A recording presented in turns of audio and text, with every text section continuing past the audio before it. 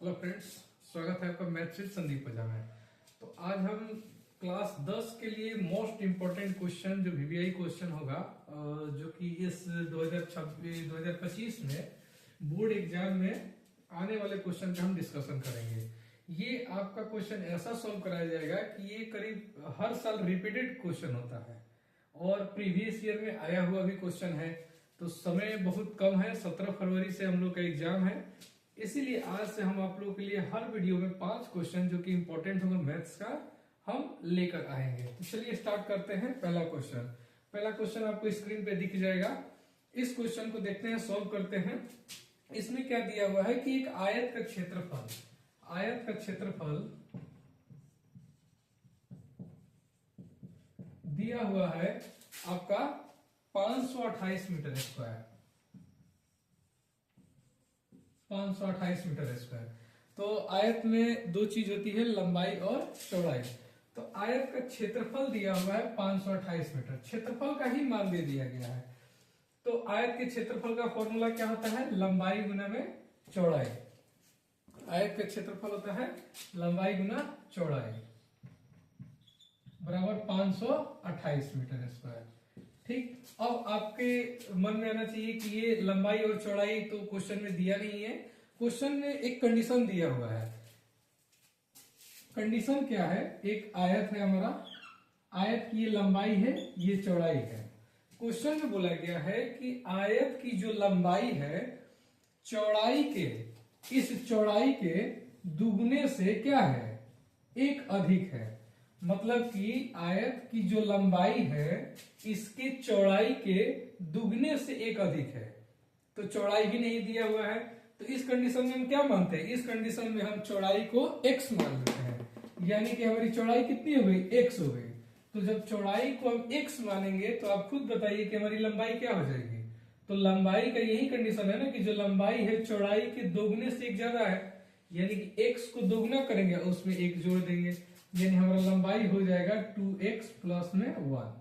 तो चौड़ाई देखिए पता चल गया b x और लंबाई 2x प्लस 1। हम यहाँ वैल्यू पुट करेंगे, हमारा चौड़ाई निकल के आ जाएगा।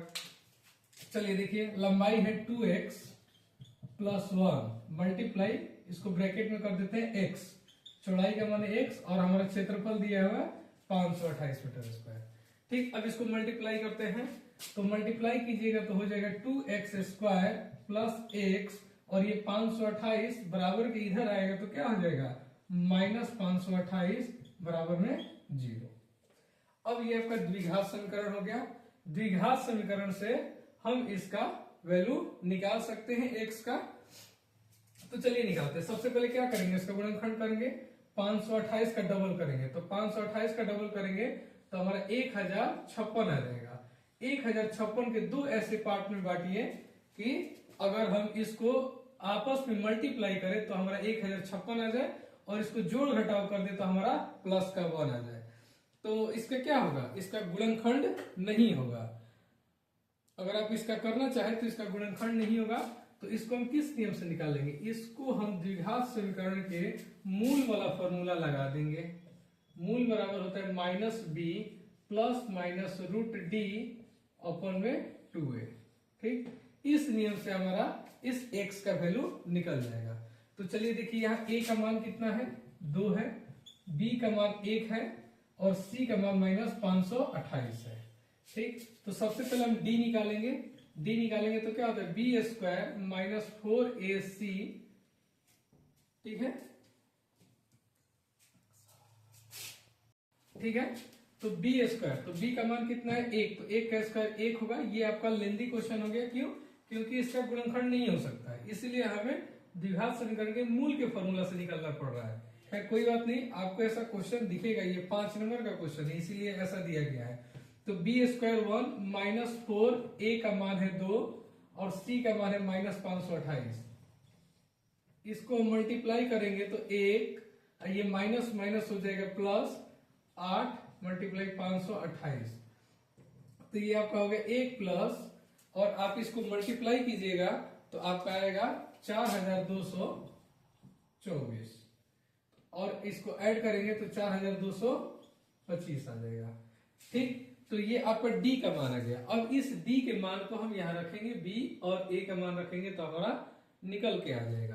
तो चलिए रखते हैं 4225 माइनस 1 प्लस माइनस रूट में 4225, ये किसका वर्गमूल होता है 65 का, बटा में 2, एक का मान कितना है 2, तो -1 प्लस माइनस 65 बटा में 4। अब एक बार हम प्लस वाला मान लेंगे और एक बार माइनस वाला मान लेंगे। तो चलिए ठीक है, देखते हैं -1 एक बार प्लस लेंगे तो 65 बटा में 4, तो 65 में से एक गया हो गया आपका 64 बटा में 4, ये कट जाएगा आपका कितना हो जाएगा 16। तो और एक माइनस वाला मान लेंगे तो हमारा माइनस में वैल्यू आएगा। तो एक बात होती है, चौड़ाई डिस्टेंस कभी माइनस में तो हो ही नहीं सकता है, इसलिए हमारा एक्स का मान कितना आ गया, एक्स का मान आ गया हमारा 16 मीटर, जो कि क्या है चौड़ाई है। तो देखिए आपका चौड़ाई का मान आ गया कितना 16 मीटर। तो ये आपका पहला क्वेश्चन सॉल्व हुआ। नेक्स्ट क्वेश्चन देखते हैं। चलिए तो नेक्स्ट क्वेश्चन देखते हैं। नेक्स्ट क्वेश्चन जैसा कि आपको दिख रहा होगा, क्वेश्चन है कि किसी समांतर श्रेणी का 8वां पद का मान दिया हुआ है -23, यानी कि 8वां टर्म का मान दिया हुआ है -23। ठीक, आगे क्या दिया हुआ है, एपी के 8वें पद का मान दिया हुआ है -23 तथा 12वां पद -39 है। 12 टर्म कितना है -39। तो पूछ क्या रहा है, तो समांतर श्रेणी का प्रथम एवं द्वितीय पद, यानी कि हमारा एपी का ए और a+1 नेक्स्ट a+d का मान पूछ रहा है। पहला पद क्या हो गया a और दूसरा पद a+d। तो चलिए आइए देखते हैं। सबसे पहले हम पहला उठाते हैं, 8वां पद। तो 8वें पद का फॉर्मूला क्या होता है, a प्लस में 7d बराबर कितना -23। ठीक, अब आ जाइए a plus 7d equal to -23। 12वां पद का मान दिया हुआ, ये हमारा समीकरण 1 हो गया। दूसरा यानी कि 12वां पद तो a प्लस 11d, ये कैसे होता है, जैसे आपको जो भी पद निकालना हो उससे एक कम d में मल्टीप्लाई हो जाता है और पहला पद को जोड़ देते हैं तो हमारा वो पद निकल जाता है। जैसे 8वां पद निकालना हो तो a प्लस 7d, 12वां पद निकालना हो तो a प्लस 11d। तो देखिए 12वां पद का मान दिया -39, ये हमारा दूसरा समीकरण हुआ। अब इसको सॉल्व a और d का मान निकालने के लिए क्या करते हैं, हम a को समीकरण 1 से समीकरण 2 को घटा देते हैं, यानी कि समीकरण a -2। चलिए घटाइए, तो a प्लस 7d बराबर -23, a प्लस 11d बराबर -39। इसको घटा देते हैं। तो घटाते तो क्या करते हैं, निचला जो समीकरण है, दूसरा जो समीकरण है, इसका चिन्ह क्या हो जाता है, उल्टा हो जाता है। ठीक, यानी कि ये माइनस हो गया माइनस, और ये माइनस है तो प्लस। तो देखिए a से a कैंसिल हो गया, और दिख नहीं रहा तो मैं यहां लिख दूंगा। तो 11d में से 7d गया तो -4d, क्योंकि 11 क्या है माइनस का चिन्ह लिए हुए हैं। अब बताइए 39 में से 23 गया तो 9 में से 3 गया 6 और 3 में से 2 गया 1, 16। तो d का मान आपका आ गया 16 ओपन में -4, तो कट के कितना आ गया d का मान -4। तो देखिए d का मान आ गया। अब इस d का मान आप समीकरण 1 में या 2 में कहीं भी रखिए तो आपका a का मान आ जाएगा। तो d का मान चलिए समीकरण 1 में रखते हैं, तो a प्लस 7d बराबर -23। तो चलिए d का मान रखते हैं a, अब प्लस में 7 इंटू -4 कितना हो गया 28, यानी कि -28 इक्वल टू -23। अब ये -28 बराबर के उधर जाएगा तो क्या हो जाएगा प्लस में, यानी कि a इक्वल टू -23 प्लस में 28, यानी कि a इक्वल टू कितना आ गया 5। तो देखिए a और d का मान कितना आ गया 5, यानी कि पहला पद का अगर आपका मान पूछ रहा है तो पहला पद का मान हो जाएगा 5, और दूसरा पद का मान पूछ रहा है तो 5 में से 4 को जोड़ देंगे तो आ गया a, जो कि हमारा क्या हो जाएगा आंसर। तो पहला पद का मान आ गया 5, दूसरा पद का मान आ गया 1, ये हमारा आंसर हो गया। बहुत सिंपल क्वेश्चन था। ये देखिए माइनस, इसको माइनस करके हम यहाँ लिख दिए हैं डी इक्वल टू 16/-4। ये 4 बार में कट गया और माइनस था तो माइनस हो गया, यानी डी का मान -4 हो गया। और हम इस डी का मान समीकरण 1 में रख दिए हैं, चाहे तो आप 2 में भी रख सकते हैं, आपका वैल्यू सेम आएगा। तो चलिए नेक्स्ट क्वेश्चन देखते हैं। तो चलिए देखिए नेक्स्ट क्वेश्चन जो कि आपको दिख रहा होगा। नेक्स्ट क्वेश्चन बिल्कुल ही सिंपल एक लाइन का है कि किसी घन का विकर्ण यानी कि घन का विकर्ण दिया हुआ है, कितना दिया हुआ है 9√3 सेंटीमीटर। तो सबसे पहले आ जाता है यहीं पे, आगे क्या पूछ रहा है उससे भी मतलब नहीं है। सबसे पहले आइए कि घन के विकर्ण का फॉर्मूला क्या होता है। तो घन के विकर्ण का फॉर्मूला होता है a√3 इक्वल टू देखिए 9√3। अब देखिए 3 और 3 कैंसिल हो गया, ये मल्टीप्लाई में उधर जाएगा, डिवाइड में कट गया, यानी a भुजा का मान कितना आ गया 9 सेंटीमीटर। अब घन का कुछ भी पूछ लिया जाए, आयतन पूछ लिया जाए, पृष्ठीय क्षेत्रफल पूछ लिया जाए, कुल पृष्ठीय क्षेत्रफल पूछ लिया जाए, तो हम क्या कर सकते हैं, निकाल सकते हैं जब भुजा मुझे पता चल गया। तो देखिए क्वेश्चन पूछ रहा है कुल पृष्ठीय क्षेत्रफल,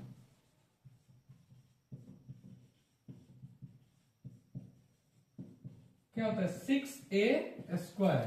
तो a का मान कितना है 9, तो 9 का स्क्वायर कितना हो जाएगा 6 × 81, तो आपका हो जाएगा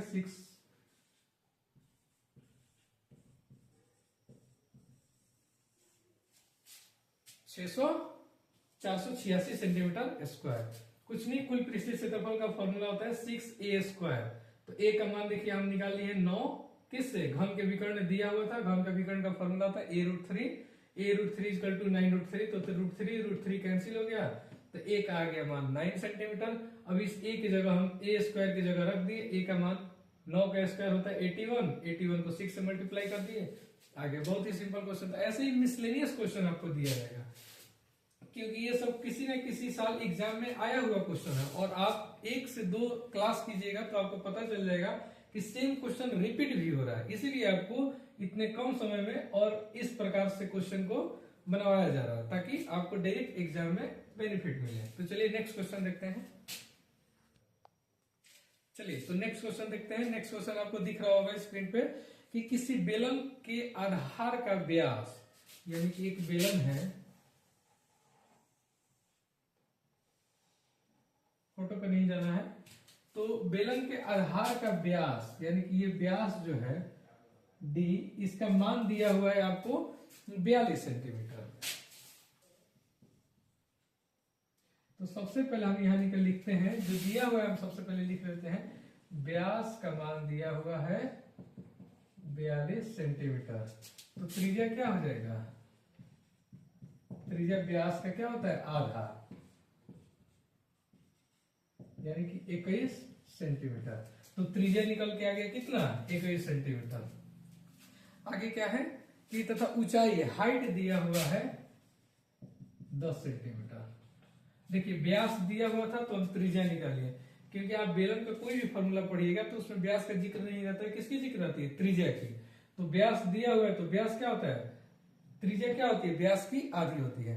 तो देखिए अब त्रिज्या निकाल लिए 21 सेंटीमीटर, हाइट दिया हुआ है 10 सेंटीमीटर। तो पूछ क्या रहा है, संपूर्ण पृष्ठीय क्षेत्रफल।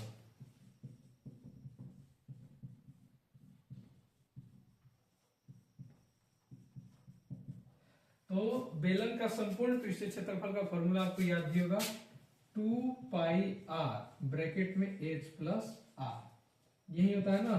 तो चलिए मान रख दीजिए, 2π का मान 22/7, r का मान आपका कितना हो गया 21, और h प्लस r, तो इन दोनों को ऐड कर दीजिए तो कितना हो जाएगा 31, तो मल्टीप्लाई कर दीजिए 31 से, तो 7 से ये 3 बार में कट गया। अब सबको मल्टीप्लाई कर दीजिए, तो सबको मल्टीप्लाई कीजिए तो आपका कितना आंसर आएगा 4092। अब मल्टीप्लाई करके हम यहाँ नहीं करेंगे क्योंकि वीडियो लंबा हो जाएगा, तो आप मल्टीप्लाई कीजिएगा तो आपका मान आ जाएगा सेंटीमीटर स्क्वायर, यही आपका क्या हो जाएगा आंसर। तो बहुत ही सिंपल क्वेश्चन था। अगर आपको फॉर्मूला याद है तो देखिए व्यास दिया हुआ था तो हम त्रिज्या निकाल लिए, हाइट दिया हुआ है, और संपूर्ण पृष्ठ क्षेत्रफल होता है 2πr ब्रैकेट में h प्लस r, तो रख दिए। सबकी r और h पता ही था तो रख दिए। पाई का मान होता है 22/7, रख दिए, आगे 4092। ठीक है, नेक्स्ट क्वेश्चन देखते हैं। चलिए देखिए, नेक्स्ट क्वेश्चन त्रिकोणमिति का है। प्रूफ करने के लिए दिया हुआ है कि sec theta into cosec theta equal to tan theta plus cot theta. तो देखिए एलएचएस आरएचएस दिया हुआ है, हमें दोनों को क्या करना है, इक्वल करना है। तो सबसे पहले हम कॉमन सेंस लगाते हैं कि हम सबसे पहले एलएचएस लगा लेते हैं। मैक्सिमम बच्चे क्या करते हैं कि एलएचएस लेकर आरएचएस को प्रूफ करते हैं। तो हर कंडीशन में जरूरी नहीं है कि आप एलएचएस लेकर आरएचएस को ही प्रूफ करें। कभी कभी क्या होता है कि हमें आरएचएस को लेना होता है। क्यों, जैसे इस प्रकार के क्वेश्चन में आप देखिएगा तो यहाँ N2 में है, तो अगर आप इसको फॉर्मूला में भी तोड़िएगा तो काफी लेंदी प्रोसेस हो जाएगा।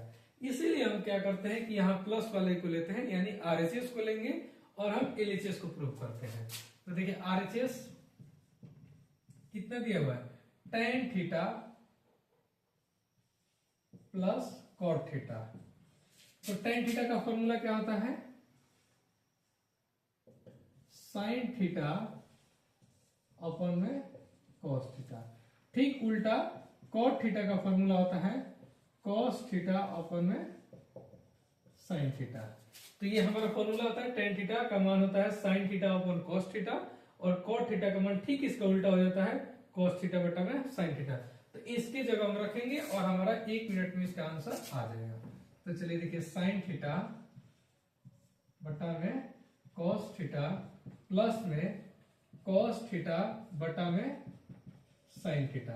एलसीएम लेंगे तो क्या हो जाएगा, cos theta into sin theta.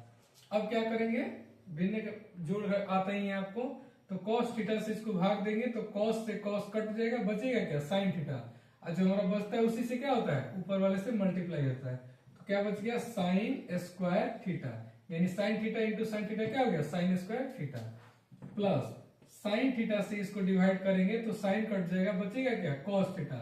इस cos थीटा को हम किससे मल्टीप्लाई करेंगे, cos थीटा से, तो क्या हो जाएगा cos स्क्वायर थीटा। तो देखिए हमारा एक फॉर्मूला ही होता है, क्या होता है, sin square theta plus cos square theta equal to 1। तो चलिए एक दिखाई दे रहा होगा, 1 बटा में cos theta into sin theta. तो देखिए 1 बटा में cos थीटा क्या होता है, sec थीटा, 1 बटा में sin थीटा क्या होता है, cos थीटा। क्या हो गया, तो इस वीडियो में भी इतने ही क्वेश्चन को देखेंगे। नेक्स्ट वीडियो में इसके आगे का हम क्वेश्चन लेके आएंगे, क्योंकि वीडियो काफी लंबा हो जाएगा और लेंदी भी हो जाएगा, इसीलिए हम एक वीडियो में इतने ही क्वेश्चन को रखते हैं। फिर नेक्स्ट वीडियो में आपसे मिलते हैं। धन्यवाद।